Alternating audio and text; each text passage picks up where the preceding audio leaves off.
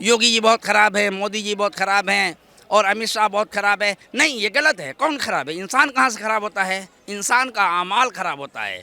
लेकिन हमारे जो यहाँ के हुक्मरान लोग हैं, जैसे नरेंद्र मोदी साहब हों या अमित शाह साहब हों या योगी साहब हों, जो भी कुछ कर रहे हैं, और वक्फ की जो ज़मीन है ये सिर्फ मदरसे और मस्जिद के लिए जो वक्फ की जा रही है, ठीक है, लेकिन गरीबों का भी तो कुछ हक होता है। गरीबों का भी हक होता है। ये नहीं कि सिर्फ अमीरों को लाया जाए, गरीबों को भी लाया जाए, बसाया जाए। योगी जी जो कर रहे हैं या मोदी जी जो कर रहे हैं, भाई मैं उनका बहुत पालन करता हूँ, मैं उससे खुश हूँ कि वो एक तरीके से इंसाफ दिला रहे हैं। जैसे बहुत से माफिया किस्म के थे, कातिल थे, गरीबों का खून चूसने वाले थे, उनकी ज़मीनों को नाजायज़ हड़प लिया करते थे, कट्टा दिखाकर, बम दिखाकर और दीगर चीज़ों से उनकी ज़मीनों को हड़प लिया। कहीं ना कहीं मानते हैं कि पहले ये जबरन चीज़ें की गई है। लेकिन योगी साहब और मोदी साहब ने सख्त नकील खींची और उनको एक तरफ कर दिया, रास्ते से हटा दिया। मैं ही बहुत ऊंची पोस्ट पर हूँ, बहुत ऊंची पोस्ट पर हूँ, मसलन कहीं का सदर हूँ, सेक्रेटरी हूँ, नादिम हूँ या कहीं का कुछ और भी हूँ। तो मैं सोचता हूँ कि बस मेरी ही नस्ल खुशहाल रहे और मैं इस तरीके के आदमियों को जोड़कर ये चाहता हूँ कि ये चीज़ लाई न जाए जिससे गरीबों का फ़ायदा हो। दाल में काला ज़रूर है। अगर ये हुकूमत इसलिए काम कर रही है, वक्फ बिल जो लागू किया है, अगर इसमें गरीबों का फ़ायदा है और उसमें मस्जिद और मदरसे, कॉलेज और दीगर चीज़ें उसमें बनाई जा रही हैं, तो भाई अहलन व सहलन, मैं हुकूमत का खैर मकदम करता हूँ और हर तरीके से मैं हुकूमत की तारीफ़ करता हूँ। तो क्या आप हुकूमत क्यों हिंद क्या हमारे आप लिए, अपने लोगों के खिलाफ भी जाकर इस सरकार की तारीफ करने नहीं, जाएंगे? मैं ये बात करता हूँ। मैं अपने जो हमारे मदारिस के स्कूल के जो स्टेज लगते हैं, मैं जलसों में तकरीर करता हूँ, वैसे भी मैं कहता हूँ कि भाई हुकूमत की ताज़ीम और तकरीम करनी है।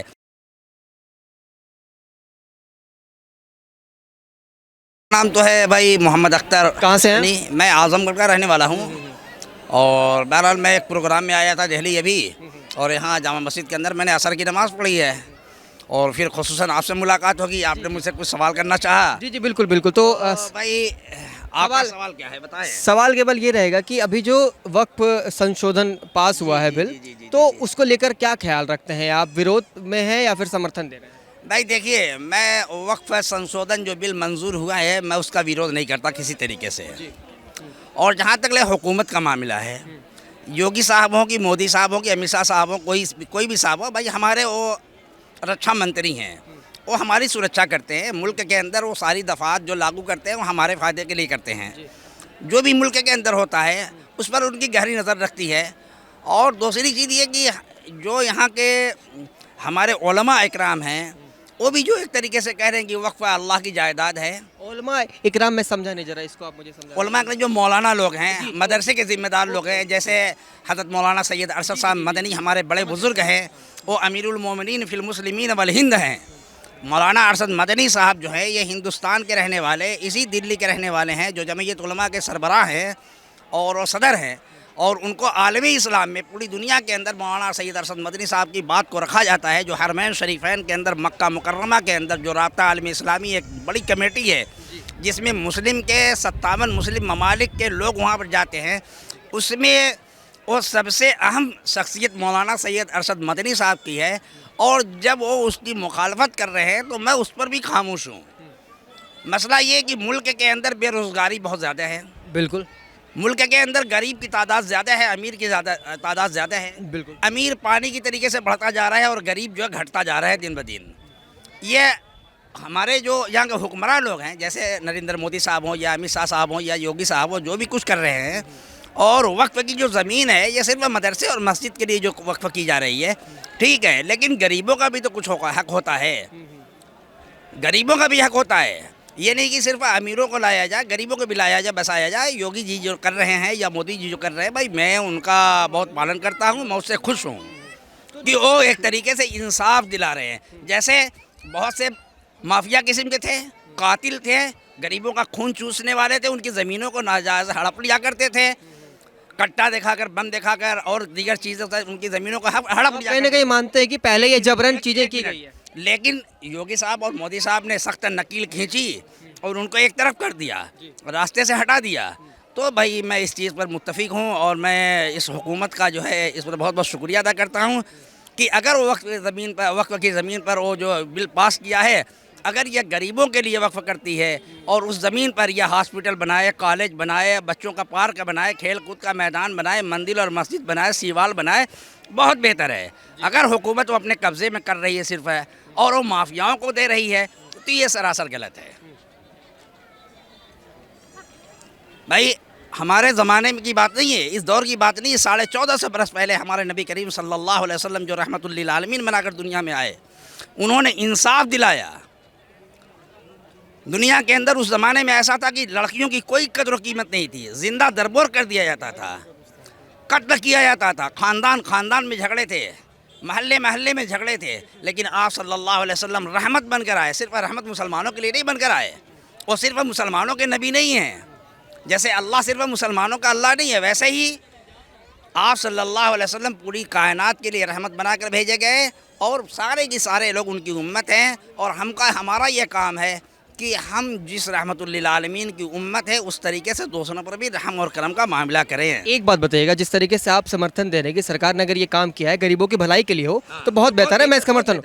लेकिन जो कुछ बड़े बड़े लोग हैं, मौलवी मौलाना है, वो कह रहे थे अगर आप समर्थन देंगे तो आपके खिलाफ भी जो है वो हो जाएगा, आप आवाज़ उठती है, आपके खिलाफ हो जाते हैं लोग, ऐसा क्यों? फिर मैं आपको बता दूँ, देखिए मसलन मैं ही बहुत ऊँची पोस्ट पर हूँ, बहुत ऊंची पोस्ट पर हूँ, मसलन कहीं का सदर हूँ, सेक्रेटरी हूँ, नादिम हूँ, या कहीं का कुछ और भी हूँ, तो मैं सोचता हूँ कि बस मेरी ही नस्ल खुशहाल रहे।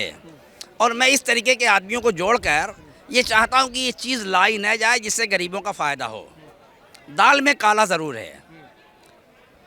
अगर यह हुकूमत इसलिए काम कर रही है, वक्फ बिल जो लागू किया है, अगर इसमें गरीबों का फ़ायदा है और उसमें मस्जिद और मदरसे, कॉलेज और दीगर चीज़ें उसमें बनाई जा रही हैं, तो भाई अहलन व सहलन, मैं हुकूमत का खैर मकदम करता हूँ और हर तरीके से मैं हुकूमत की तारीफ़ करता हूँ। तो क्या आप हमारे आप अपने लोगों के खिलाफ भी जाकर इस सरकार की तारीफ? नहीं, मैं ये बात करता हूँ। मैं अपने जो हमारे मदारिस के स्कूल के जो स्टेज लगते हैं, मजलसों में तकरीर करता हूँ। वैसे भी मैं कहता हूँ कि भाई हुकूमत की ताज़ीम व तकरीम करनी है। और जहाँ तक बाज़ लोग ये कहते हैं कि हुकूमत में योगी जी बहुत ख़राब है, मोदी जी बहुत ख़राब हैं और अमित शाह बहुत ख़राब है, नहीं, ये गलत है। कौन ख़राब है? इंसान कहाँ से ख़राब होता है? इंसान का आमाल ख़राब होता है। लेकिन दूसरी चीज़ ये है कि ये पूरी कायनात जो बनाई गई, पूरी दुनिया जो बनाई गई, 7 ज़मीन 7 आसमान जो बनाया गया है, किसके लिए बनाया गया है? हज़रत आदम की उम्मत के लिए नहीं बनाया गया, हज़रत सीसा और साले की उम्मत के लिए नहीं बनाया गया, ये मोहम्मद रसूलुल्लाह सल्लल्लाहु अलैहि वसल्लम की उम्मत के लिए बनाया है। और आज जो कुछ दुनिया के अंदर देखा जा रहा है, उन्हीं की उम्मत के सदके तो फिर सारा काम हो रहा है, सारी चीज़ें उन्हीं के लिए है। बहुत बहुत शुक्रिया। जो आपके चैनल है, जिस चैनल से आप मुझसे बात कर रहे हैं, भाई आपका बहुत बहुत शुक्रिया है। नहीं, आपको भी बहुत बहुत। मैं एक बात और कहता हूँ कि देखिए, हम इंसान हैं, इंसान से गलती होनी है। जो ईश्वर हैं, ईश्वर के बाद बहुत से अवतार हैं, भगत हैं, देवी देवता हैं। हमारे नबी ने यह हुक्म दिया कि किसी के देवी देवताओं को, भगत अवतारों को बुरा भला न कहो। हो सकता है कि वो किसी ज़माने में ईश्वर के बड़े ही करीबी हों। लेकिन दूसरी चीज़, हमारे यहाँ कुरान के अंदर, जो हमारा कुरान है, आपके यहाँ वैद है, गीता है, रामायण है, कुरान के अंदर कहा गया कि अल्लाह ये कह रहा है कि हत्ता ला युगय्यरू, बहुत बड़ी आयत है, मैं पढ़ता हूँ, पूरी आयत नहीं पढ़ूँगा, कि मैं किसी कौम या किसी फ़र्द की हालत को नहीं बदलता, बल्कि वो अपने आमाल, अपने करतूत से अपने हालात को बिगड़वाता है। और ये मेरा चैलेंज और दावा है कि जब भी मुसलमान के हालात बिगड़ेंगे तो पूरी दुनिया के अंदर मुसीबतें आएगी, और मुसलमानों के सदक़े तुफैल में पूरी जो है मिल्लत पीसी जाएगी। आज हम मुसलमानों के हाल, आमाल और किरदार बिगड़ चुके हैं। आज हमारी नई नस्लों का मुसलमानों का हाल ये है कि इनको ढाबों का खाना अच्छा लगता है, इनको बियर बाज़ारों में अच्छा लगता है, तवाइफ खानों में, पार्कों में अच्छा लगता है, घर का खाना अच्छा नहीं लगता। और हमारा हाल ये है कि माँ और बाप बिस्तर पर पड़े हुए हैं, उनसे सलाम और कलाम नहीं, उनकी दवाएँ नहीं ली जाती हैं, और अपनी बीवी को सीने से लगाते हैं, पार्कों में टहलाते हैं। तो ये बहुत बड़ी बात है कि आज हमारे अमाल बिगड़ गए, हमारे ऊपर हाकिम मुसल्लत हो गए। अब हाकिम खराब नहीं है, योगी जी हों, मोदी जी हों, क्या नहीं शाह अब्दुल्ला साहब हों, ये कोई ख़राब नहीं है, हम ख़राब हैं। हमारे अमाल बिगड़े, हम ख़राब हो गए। इतने मुसलमान भी अज़ान होगी कितनी नमाज़ पढ़ेंगे? बताओ भाई, आप लोगों से पूछ रहे हैं, नौजवानों से। हम मुसलमान हैं, दावेदार हैं, रसूलुल्लाह सल्लल्लाहु अलैहि वसल्लम। अब ये बताएं कि ये भी अज़ान होगी कितने नमाज पढ़ेंगे? आपसे बात करके सर बहुत अच्छा लगा, वाकई में मैं शुक्रिया कहना चाहता हूँ, बहुत बहुत अच्छा। कोई बात नहीं, धन्यवाद आपका।